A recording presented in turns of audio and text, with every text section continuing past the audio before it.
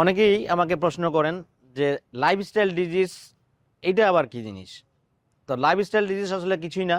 এটা হচ্ছে যে আমরা জানি যে আমাদের রোগ দুই প্রকারের, একটা হচ্ছে কমিউনিকেবল ডিজিজ, একটা যে নন কমিউনিকেবল ডিজিজ। যেটা হচ্ছে ভাইরাসের মাধ্যমে ছড়ায় বা ছোঁয়াচে রোগ, সেটাকে আমরা কমিউনিকেবল ডিজিজ বলি।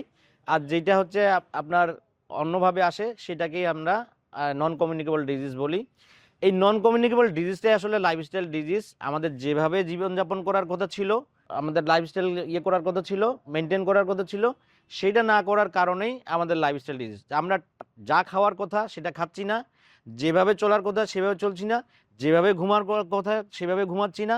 আমরা সারাদিন বসে থাকি, বসে বসে কাজ করি, আমরা শরীর মুভমেন্ট করি না, এবং আমরা রাত জেগে মোবাইল স্ক্রলিং করতে থাকি, এবং যখন ঘুমানোর কথা তখন ঘুমাচ্ছি না।